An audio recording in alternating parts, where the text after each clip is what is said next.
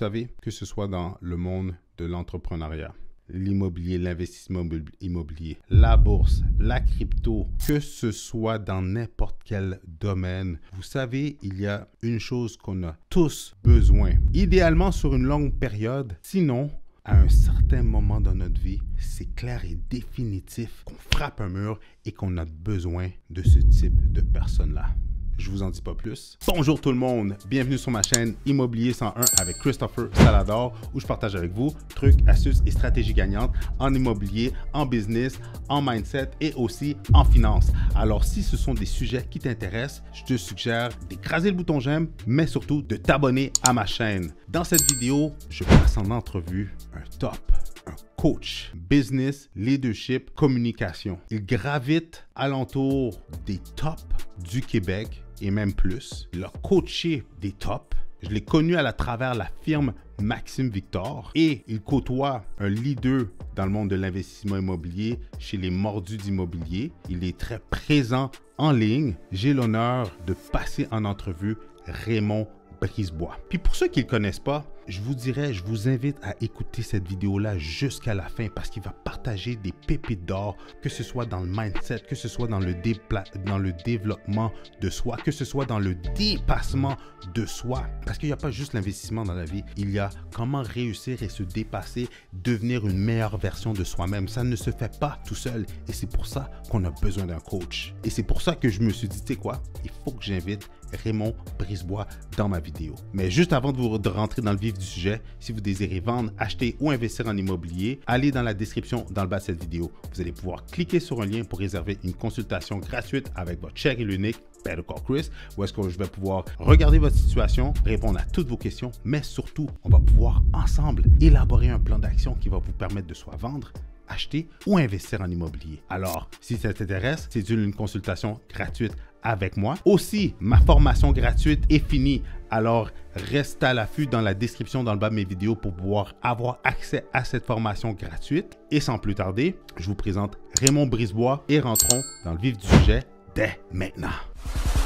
Le marché de l'immobilier au Québec est en pleine explosion. Beaucoup d'opportunités pour les acheteurs de première maison et d'immeubles à revenus. Avec la méthode Salador, je vais vous outiller pour faire la meilleure transaction.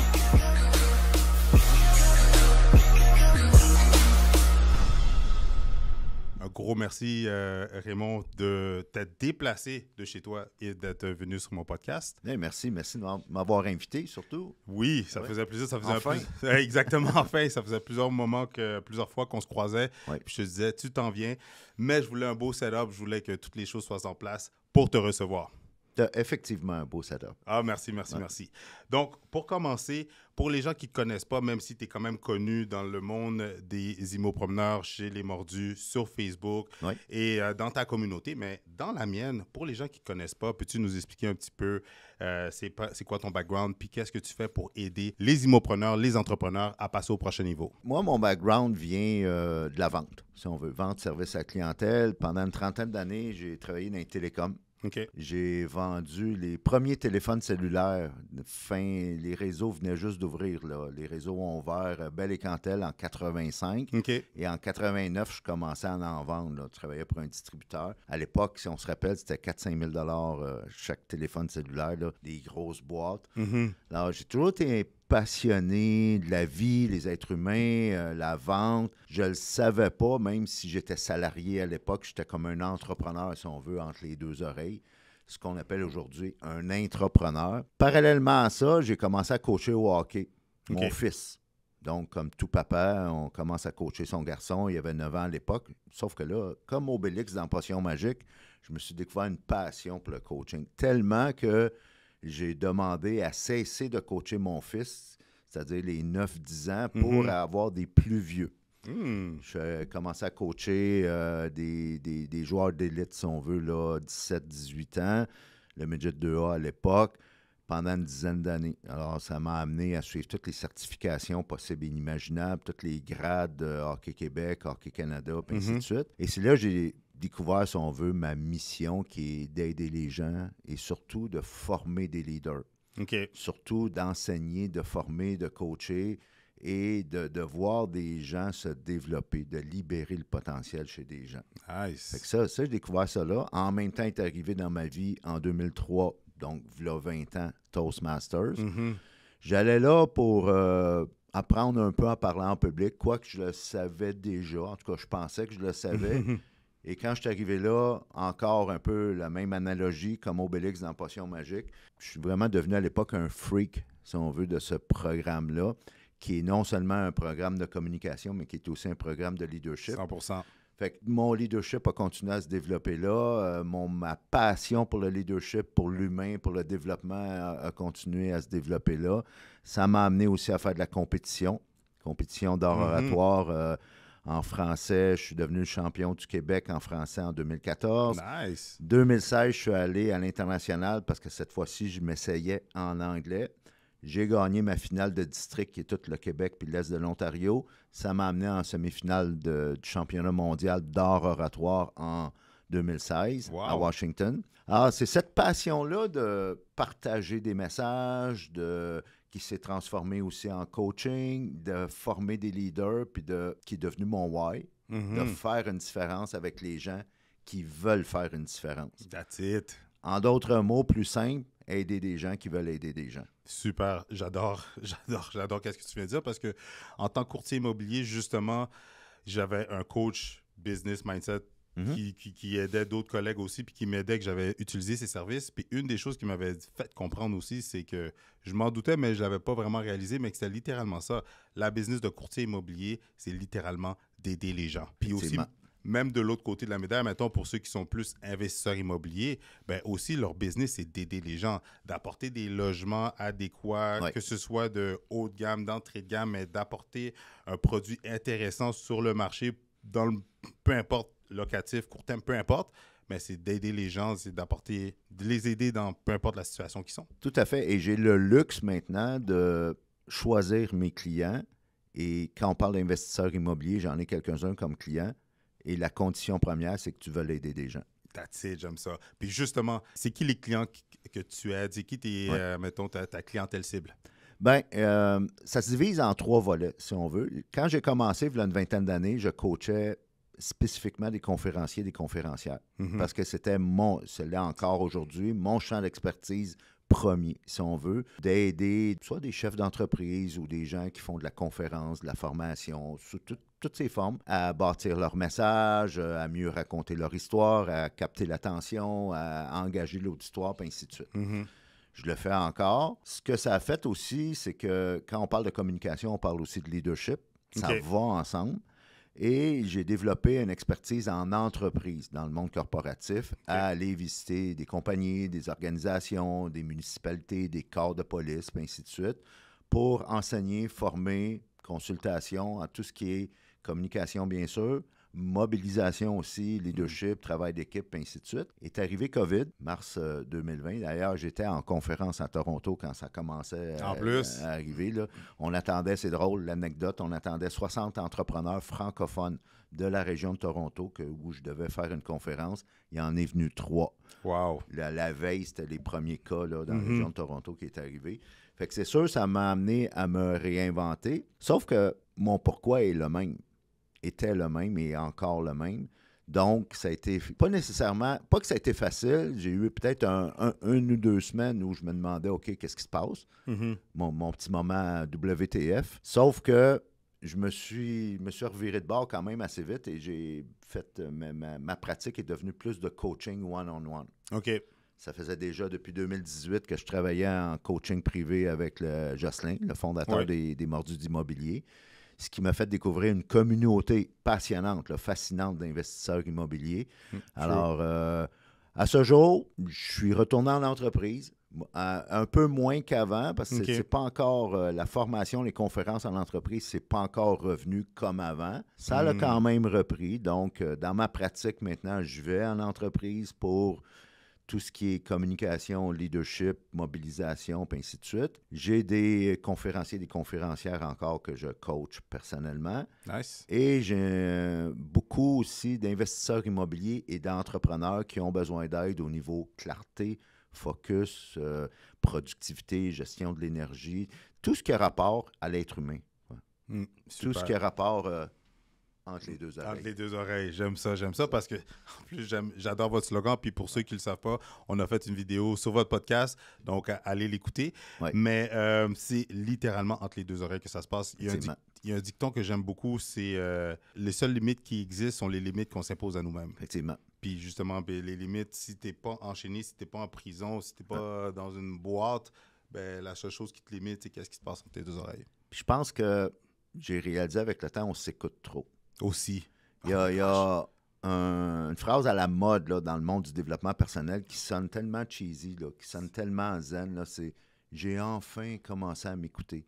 Puis moi, toutes les fois que j'entends ça, je vais dire « t'es sûr que c'est une bonne idée? » Parce que souvent, c'est bien, là, tu sais, l'écoute, là, quand on parle de communication, là, dans les couples, en relation, oui, c'est vital, là, oui, il faut apprendre à écouter. Mais s'il y a une personne que tu devrais peut-être cesser d'écouter, c'est toi-même. Pourquoi? Pour contrôler l'histoire beaucoup plus. Alors, cesse de t'écouter puis commence à te parler parce que souvent, comme tu viens de dire juste avant, on est dans notre chemin. J'aime ça qu'elle vient de dire. On s'écoute trop, mais on se parle pas assez. C'est ça. Nice. On ne contrôle pas assez l'histoire. Exactement, parce que si on se parle, mais avec la bonne histoire, dans le fond, on contrôle nos pensées versus que si on laisse juste aller le petit hamster qui est dans notre tête, ben lui, s'il part d'un bord puis de l'autre avec la négativité, du stress, de l'anxiété, de whatever, ben... Que tu sois courtier immobilier comme toi, que tu sois courtier hypothécaire, que tu sois inspecteur en bâtiment, que tu sois n'importe quel type d'entrepreneur, ta plus grande compétition est dans le miroir le matin quand tu te lèves. Boom! Ça, j'aime ça. Puis justement, qu'est-ce qui m'amène à la prochaine question? Ce serait quoi les 3 fausses croyances que tu vois chez les entrepreneurs? Parce que moi, sur le terrain, avec un acheteur qui l'a suivi du coaching, des formations, que c'est un acheteur, que c'est sa première transaction ou même sa deuxième, ou même un investisseur d'expérience, souvent, je vois qu'ils ont des blocages. Ou souvent, je vois qu'ils peuvent avoir aussi des fausses perceptions de comment se passe le monde de l'immobilier parce qu'ils ne sont pas dedans à tous les jours. Ils écoutent les oui-dire, les nouvelles, les réseaux sociaux. Mais toi, ce serait quoi les admettons 3 fausses croyances que tu vois chez les immopreneurs? Bien, chez les humains en général. Oui, tout à fait. Je ne sais pas si c'est des fausses croyances. Moi, j'aime appeler ça dans mon langage de coach des angles morts. J'ai réalisé avec le temps que le succès, dans le fond, là, ça serait beaucoup plus facile pour la plupart des êtres humains si on avait cette capacité-là, ou parfois même le courage, de s'auto-observer. Parce qu'on est bon pour dire comment les gouvernements devraient gérer, comment nos patrons devraient gérer, comment le beau-frère, la famille... Comment les autres devraient gérer. On est bon pour élaborer des plans, des stratégies. J'en connais des courtiers immobiliers, des entrepreneurs qui bâtissent des programmes de formation, des conférences, toutes sortes là, de théories, puis d'enseignements, puis de messages, puis de recettes. Ça a tout l'air crédible, là. Sauf que quand vient le temps de t'arrêter, puis t'auto-observer, très peu sont capables de le faire encore. Puis la journée où tu as le courage de vraiment t'arrêter et t'auto-observer, ben ça change tout. Est-ce que ça peut faire mal? Oui. Des fois, la vérité n'est pas toujours le bon à entendre ou à découvrir. Sauf que la clé est là. Parce que la plupart des entrepreneurs, et les immopreneurs en particulier, on veut se bâtir un empire externe. 100%. Puis c'est correct. Puis c'est noble. C'est correct vouloir mieux pour notre famille, pour nos enfants, vouloir une plus belle maison, voyager. Un plus beau lifestyle pour soi-même. C'est tout correct. La meilleure façon de te bâtir un empire externe, c'est d'abord et avant tout de te bâtir un empire interne. Ce que très peu font. En fait, on va le faire à un moment donné, là, quand on est tanné là, de staller, puis d'être pris dans la boîte, puis de jamais atteindre nos objectifs. C'est là qu'à un moment donné, on va se dire « wow ». Puis c'est les premières étapes que je fais en coaching, c'est de travailler sur ce qu'on appelle les 4 empires internes. Quand on parle des 4 empires internes, on va parler du mindset, bien sûr. Mais ça, le mindset, on en entend parler, là, c'est la saveur du mois. 100%. C'est même rendu cliché tellement qu'on en parle. Tellement. Mais ça reste quand même un incontournable. Oui, mais ça ne représente que 25 de l'équation. 100% d'accord. Ce qu'on appelle en anglais le health set, la santé, c'est-à-dire la gestion de ton énergie de façon intentionnelle. Ce que très peu font. Après ça, on parle du heart set, qui est le cœur, mais quand on parle du cœur, c'est la gestion des émotions. Puis on serait surpris, là, 9 humains sur 10 là, ont de la difficulté à gérer leurs émotions. Big time. Après ça, il y a ce qu'on appelle le soul set. Quand on parle de l'âme, ça n'a rien à voir avec la religion. On parle plus là, de servir une cause qui est plus grande que soi. Parce que tu n'es pas obligé là, de servir une cause qui est plus grande que toi. Tu peux être comme tout le monde, si tu veux. Si tu veux cesser d'être générique puis te démarquer, ben il faut les travailler, ces 4 empires-là. Puis c'est là que tu vas te sentir beaucoup plus fort. C'est là que tu vas voir beaucoup plus clair, puis tu vas savoir où tu t'en vas, puis pourquoi tu vas aller là. Et tu vas devenir beaucoup plus inébranlable. 100%. Qu'est-ce qu'il y aurait d'autre? Ben la plupart, puis ça, c'est à tout âge, là. Pas juste ceux qui débutent, là, mais aussi là, des gens là, qui ont 50, 60 ans.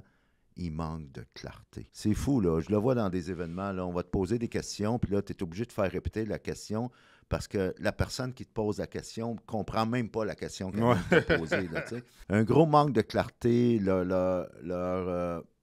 Ils veulent se débarrasser de leur passé, mais le passé suit quand même, toujours. Ils veulent vivre dans le moment présent, mais ils ne savent pas où ils s'en vont, puis pourquoi ils veulent aller là, parce que le futur est tout embrouillé encore. Puis ce qu'on ne réalise pas, c'est que le temps n'est pas séquentiel. C'est-à-dire que le temps, l'inverse de séquentiel, c'est que le temps est holistique. OK. Parce que autant ton passé, ton présent que ton futur sont tout le temps avec toi, que tu le veuilles ou non. Que tu le veuilles ou non, puis que tu en prennes soin ou non, puis que tu aies le contrôle ou non. 100%. Alors, j'ai réalisé que ton présent peut déterminer ton passé. Quand on parlait de choisir l'histoire qu'on se raconte, le passé, dans le fond, ben c'est la signification qu'on lui donne. 100%. Si toi et moi, on s'est pété la gueule en vélo à l'âge de 8 ans, le même événement, pourtant, on peut lui donner une signification différente. Alors, il n'est jamais trop tard pour avoir une enfance heureuse. 100%. Tu peux choisir l'histoire de ton passé. Fait qu'à ce moment-là, tu vas prendre bien plus le contrôle. Et dans la même veine, ton futur peut déterminer ton présent. 100%. Trop souvent, puis moi-même, humblement, j'ai fait l'erreur pendant trop de décennies, on va déterminer notre futur à partir de notre présent. On va dire, OK, aujourd'hui, je suis là. Je fais 100 000 par année, j'ai 2 jeunes enfants, ma femme, j'ai ci, j'ai ça. Alors, l'année prochaine, je vais être là. Dans 2 ans, je vais être là. Dans 5 ans, je vais être là. Et ça, c'est sous-estimé, c'est sous-exploiter le potentiel de la meilleure version de toi-même dans 10, 15, 20 ans. 100% d'accord avec toi. Alors, ce qu'on fait en coaching, c'est qu'on va faire en sorte que ton futur détermine ton présent. Le fameux, dans le monde de l'immobilier, beaucoup connaissent Grant Cardone. Le fameux 10X. Yes. Très peu l'ont expliqué toutefois. Ça, c'est vrai. Le fameux 10X, là, c'est ça. C'est de faire en sorte que ce soit ton futur qui détermine ton présent. Et 10X, là, c'est même pas travailler 10 fois plus fort. C'est travailler 10 fois plus ciblé. La fameuse loi de Pareto du 80-20. Ouais. C'est que quand ton futur va déterminer ton présent, il y a des cours, des formations, tu vas dire pourquoi je suis là-dedans, pourquoi je fais ça? C'est pas en lien avec mon futur. Toutes les décisions, les associations, les partenariats, les amis, le réseau, les opportunités que tu vas faire au présent vont être basées sur ton futur. Ça change la game parce que c'est ton identité qui va changer et tu vas avoir beaucoup, mais beaucoup plus de clarté. 100% d'accord. Tu vas savoir pourquoi tu te lèves le matin, puis tu vas savoir où tu vas aller bien plus et ouais, ça va changer ton réseau d'amis peut-être. C'est clair, mais des fois, on a besoin de faire ce ménage-là. Oui, sauf que c'est que ton futur, tu vas le vivre maintenant. Tu m'amènes dans une autre tangente, le why. Tu sais, c'est quelque chose, justement, on parlait de mindset, on parlait de l'expression que tu as dit tantôt, mais je trouve que le why, c'est très sous-estimé. Les gens vont banaliser beaucoup. Le mot mindset, on sait tous qu'on doit travailler sur notre mindset, mais beaucoup de personnes ils le disent, mais est-ce qu'ils le pratiquent réellement? Ça, c'est une chose. Mais aussi, des choses un petit peu plus en profondeur, comme travailler son pourquoi ou avoir, comme tu l'as dit, les gens manquent de clarté, mais souvent, ils vont manquer de clarté parce qu'ils ne savent même pas pourquoi ils font, qu'est-ce qu'ils font. Ça, exactement. À quel point c'est important, autant pour un homme d'affaires, une femme d'affaires, businessman, un immopreneur, quelqu'un qui veut se lancer dans la vie, qui veut 10X sa business, à quel point que son why, c'est important, selon toi? Bon, premièrement, le fameux concept du why est très, non seulement sous-évalué, comme tu dis, mais aussi mal compris. Vas-y. C'est un principe à la mode, là. Tous ceux qui font du développement personnel connaissent le fameux principe du why. Certains même ont changé le nom, là, ils l'ont appelé le Big Why. Aussi. Puis là, quelqu'un va dire, exemple, mon why, c'est mes enfants. Puis moi, je vais lui dire, non, tes enfants, c'est ta motivation. C'est pas ton why. C'est correct d'avoir une motivation. Alors, si tu as des jeunes enfants, puis tu souhaites le meilleur pour tes enfants, bravo, c'est très noble. C'est pas un why, c'est une motivation qui est nécessaire, mais c'est pas le why. Le why, là, premièrement, il est en toi, dans ce qu'on appelle le cerveau limbique. Tout le monde connaît le livre de Simon Sinek, Start with Why. Yes. Tout commence par le pourquoi. Je suis pas sûr si tout le monde l'a lu. Parce que si tu prends la peine de lire le livre, puis pourtant, il n'est pas épais, là, En plus. ben, tu vas comprendre que why et motivation, c'est deux choses. Ça peut servir, c'est utile. C'est pas la même chose. Parce que le why, il est intemporel, c'est-à-dire que peu importe, demain, si tu es courtier immobilier aujourd'hui, demain matin, tu es vendeur de char, puis dans 10 ans, tu vends des assurances ou tu ouvres un salon de coiffeur, c'est le même why. 100%. Parce que c'est intemporel, c'est non relié au comment, c'est-à-dire ton véhicule, ta job, ta business, quoique on va souhaiter, bien évidemment, que ton comment vienne nourrir ton pourquoi, bien sûr. Sauf que c'est indépendant. Quand COVID est arrivé, beaucoup d'entrepreneurs se sont fait enlever leur comment. Ça, c'est vrai. Ceux qui avaient un why ont trouvé d'autres choses à faire et ils ont continué. 100%. Alors, intemporel, non relié au comment et dans le service. Le why, c'est un geste de leadership. Parce que le leadership, ça n'a pas rapport à un titre. Ça a rapport à une raison, une attitude. Entre les deux oreilles, c'est un mindset, justement. Alors, j'ai un ami qui était dans l'armée canadienne, brigadier général, mon ami Chris à Ottawa. Il est à la retraite maintenant, puis il m'expliquait un concept militaire qu'on appelle l'arc de tir.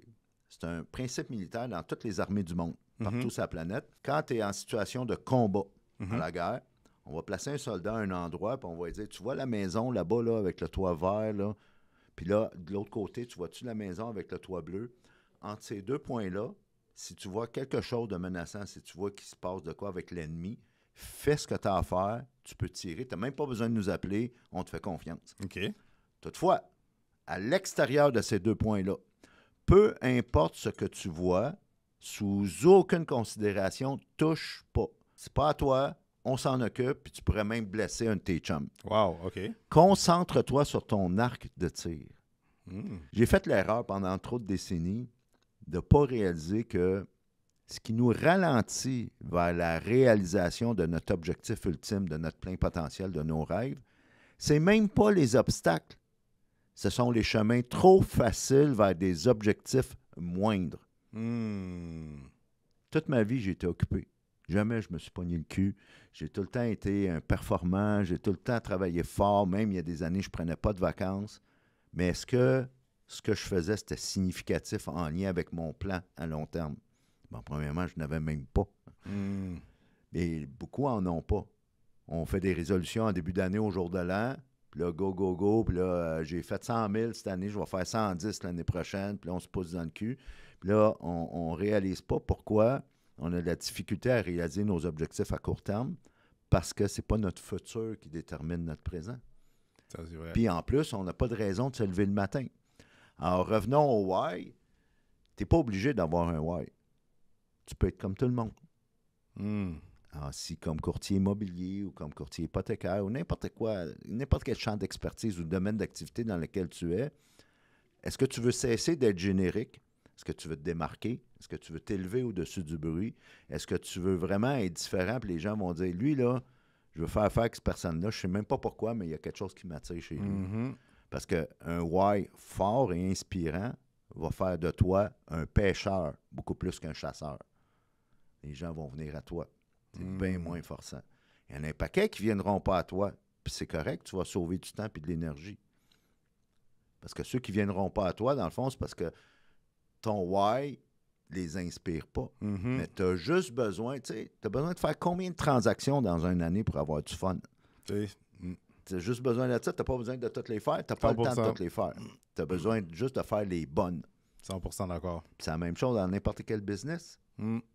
J'adore ça. Pour vrai, c'est comme une session de coaching de t'avoir. J'espère merci. que les gens qui écoutent prennent des notes. Une autre question que j'ai pour toi. Oui. C'est quoi la différence que tu vois entre les gens qui débutent, qui stagnent dans les premiers niveaux, admettons, dans le monde de l'immobilier, investissement immobilier, versus les top, l'élite, les top producers là, qui continuent de faire des gros projets puis de grossir. Ouais. Ce serait quoi la différence entre les deux? Ben, plusieurs facteurs. Un premier facteur que je constate, c'est le fameux mindset d'entrepreneur. Mhm. Je le vois avec, j'ai en coaching quelques investisseurs immobiliers qui débutent. OK. Ils font appel à mes services pour tout ce qui est le côté humain. Là. Moi, je ne leur montre pas les techniques d'investissement immobilier. C'est pas moi l'expert. De toute façon, l'expertise pour investir en immobilier, elle existe. En plus. Il y a des bonnes écoles là, 100%. dans le Québec, dans le Grand Montréal, dans le Québec. Oui. Là, il y a des bonnes écoles pour faire de l'investissement immobilier sous toutes ses formes. Mhm. Alors, ce n'est pas l'information qui manque. Ce que j'ai réalisé, moi, j'allais dans des 5 à 7, des réseautages, des facultés, des journées de conférences en immobilier. Puis je suis allé visiter les autres écoles aussi. Je voyais le même monde avec des gros cartables, plein de notes. Mhm. Et je me suis aperçu avec le temps que 80% de ces gens-là ne passent pas à l'action. Boom.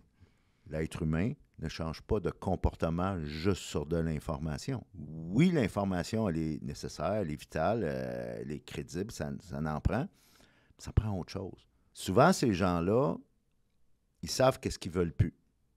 Genre, leur boss. Mhm. Ils veulent quitter leur job. Donc, ils savent ce qu'ils veulent plus, mais ils ne savent pas ce qu'ils veulent. Mhm. Fait que ça, il faut déterminer ça. Alors, c'est ce qui les bloque souvent, parce que pour répondre à ta question, ceux qui réussissent ont identifié vraiment qu'est-ce qu'ils veulent, ont identifié pourquoi ils le veulent, ont identifié qu'est-ce qui fait qu'eux sont différents, sont capables, souvent, ce que j'ai remarqué, de nous faire réfléchir sur des questions que Google ne peut pas répondre. Donc, ils ont développé une compréhension, une perspective unique de la réalité de leurs clients, de leurs prospects. Alors, ils sont tout sauf génériques. Et la plus grosse raison majeure, Mhm. ils se sont enlevés de leur chemin. Wow. Ça revient d'entrée de jeu. Qu'est-ce que tu C'est disais? l'entrée de jeu. Puis le plus bel exemple qui m'a inspiré dernièrement, c'est un docteur aux États-Unis, docteur ophtalmologiste, là, spécialiste des cataractes, une référence dans le domaine là, en médecine des yeux. Pourtant, c'est même pas ça qui est inspirant chez lui. Le gars, le docteur James P. Gills, OK. en Floride, jusqu'à tout récemment, parce que là, il est rendu 60 quelques années passées, il courait des doubles Ironman. Wow. Alors, les voix, c'est quoi un Ironman? Là? Juste en faire un, c'est quelque chose. Faire un demi-Ironman, c'est quelque chose. Fait que lui, il faisait des doubles Ironman. Alors, une journée, il faisait son Ironman. Le lendemain, il se reposait. Et le surlendemain, il faisait un autre Wow. Ironman. Wow. Capoté. Vraiment. Quand on lui a demandé son secret, il a dit, j'ai cessé de m'écouter et j'ai commencé à contrôler le narratif, Parce que si je m'écoute, ben là, voyons, t'es rendu à 60 quelques années, c'est quoi ce niaisage-là? T'as pas besoin de performer pour les autres, t'as pas besoin de ci, t'as pas besoin de ça, t'es fatigué. Mhm. Il y a plein d'histoires qu'on peut se raconter, là. Puis souvent, elles sont bonnes, les excuses, là. 100%. Elles sont vraiment très, très bonnes. Ouais. Alors lui, il a cessé de s'écouter. Fait que les tops, là, Mhm. dans n'importe quelle industrie, l'immobilier ou ailleurs, c'est qu'ils ont cessé de s'écouter.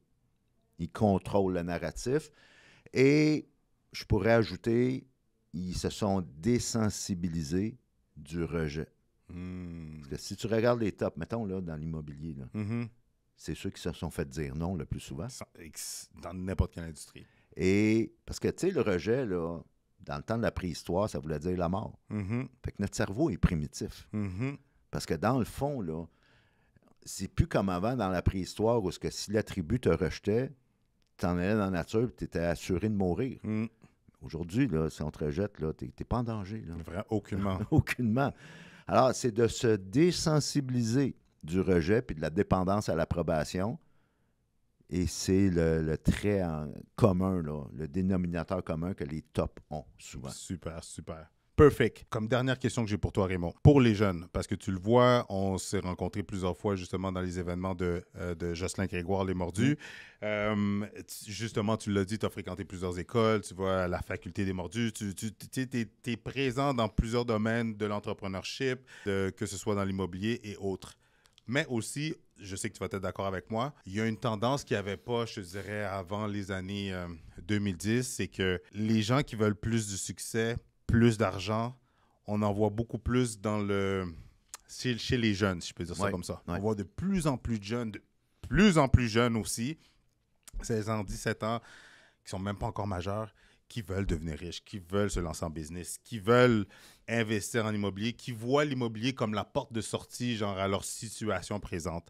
Ce serait quoi, mettons, 3 conseils que tu aurais pour les jeunes qui veulent se lancer dans l'investissement immobilier? Bien, on l'a dit un peu tantôt, puis je pense quand même important de le répéter. Souvent, ces jeunes-là savent déjà qu'est-ce qu'ils ne veulent pas. Mhm. Puis c'est correct, là. C'est noble. Maintenant, il faut déterminer c'est quoi tu veux. Mhm. Parlons d'immobilier, on entend beaucoup, il y a beaucoup de confusion autour de la différence entre l'indépendance financière puis la liberté financière. Mm. Alors, si tu veux l'indépendance financière, c'est correct, là, ça t'appartient. Ça se peut que tu n'aies pas de vie. Alors, c'est-tu vraiment ça que tu veux? C'est souvent, autant les jeunes que les vieux, c'est un manque de clarté. Mm. Alors, c'est de déterminer ça. Ensuite, je dirais, j'aime bien utiliser l'analogie, l'inventeur de l'automobile, quand il a inventé l'automobile, c'était pas pour mettre du gaz. Il a inventé l'automobile pour aller plus facilement du point A au point B. C'est vrai. C'est moins salissant qu'il aller en cheval. Mhm. Ça va plus vite, c'est moins forçant. Donc, il a inventé l'automobile. Est-ce que tu as besoin de mettre du gaz dans l'automobile? Bien sûr. Mhm. Sauf que, après ma barre, l'automobile a été inventée pour le mouvement et Mhm. non initialement pour mettre du gaz. Alors, c'est quoi la cause que tu veux servir? Puis je parle pas là, d'être comme Mère Teresa ou Gandhi ou quoi que ce soit, mais ça revient encore à la fameuse question, pourquoi tu te lèves le matin? Puis le fait que tu te sois levé, qu'est-ce que ça change dans la vie des gens? Mhm. Quand tu détermines ça, là, tu vas en faire de l'argent, man. C'est fou, là. Parce que tu vas en faire beaucoup plus facilement, puis les gens vont vouloir faire affaire avec toi. Les gens vont vouloir se coller à toi. Mhm. Fait que c'est vraiment de déterminer, c'est correct, de déterminer qu'est-ce que tu veux pas. Après ça, il faut déterminer qu'est-ce que tu veux. Mhm. Moi, on va travailler beaucoup tout le temps, là, jeune ou vieux, tout dépendant de l'âge, on va travailler le fameux plan de 20 ans Mhm. pour que ton futur détermine ton présent. On va travailler tes valeurs, on va travailler ton why, on va travailler les 4 empires internes. Souvent, tu sais, on veut se bâtir un Everest. Mhm. Puis quand on parle d'Everest, Bernard Voyer, qui était un des premiers à escalader l'Everest, il disait l'Everest, c'est 8840 mètres d'altitude. Puis pour pouvoir aller à 8840 mètres d'altitude, tu dois pouvoir aller à 8840 mètres à l'intérieur de toi. Mm. Alors, les entrepreneurs là, sont beaux à voir. De tout genre, de tout type, de tout âge. Un défaut, tu sais, souvent nos grands-mères disaient les défauts de nos qualités, ce que moi j'appelle un billet de performance. Mm. Les, J'aime ça, les ça. entrepreneurs sont biaisés au niveau performance, c'est qu'ils ont cet angle mort-là de toujours vouloir avoir la pédale au tapis. Et souvent, le succès, c'est une question de soustraction. À la blague, je dis, il faut que tu stress. C'est fort, ça. Quand quelqu'un commence en immobilier ou dans n'importe quel business, puis j'ai fait du marketing de réseau aussi, première question, c'est à quoi tu vas dire non? Hein? Qu'est-ce que tu veux dire? Bien, on dit toujours non à quelque chose. Mm. Alors, qu'est-ce que tu vas enlever de ta vie pour te concentrer à ton projet d'affaires ou à ton projet d'investissement immobilier ou quoi? N'importe quel projet d'affaires. Mm. Qu'est-ce que tu vas soustraire? Parce que souvent, c'est ça. Fait que soustraire des choses que tu faisais que ça ne fit pas avec le plan à long terme. Peut-être soustraire des amis, peut-être soustraire certaines associations, certains projets. C'est bien plus une question de soustraction que d'addition. Le Mhm. succès, souvent. 100%. Surtout si tu as déjà ça, ce cœur-là, ce mindset-là d'entrepreneur, Mhm. la performance, c'est pas un problème pour toi. C'est souvent un manque de clarté. C'est tellement bien dit. Je t'avais dit la dernière question, mais c'était l'avant-dernière. La dernière question. Pas de problème. Tu viens de l'expliquer, puis je pense que ça va résumer un peu aussi. Ça va faire un recap de ce que tu as dit depuis le début, mais Ouais.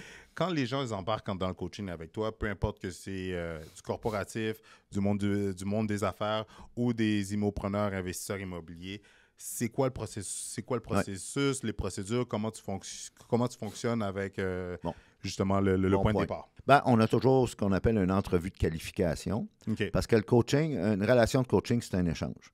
Pour certains clients, je peux être le meilleur coach au monde. puis pour d'autres, je suis le pire.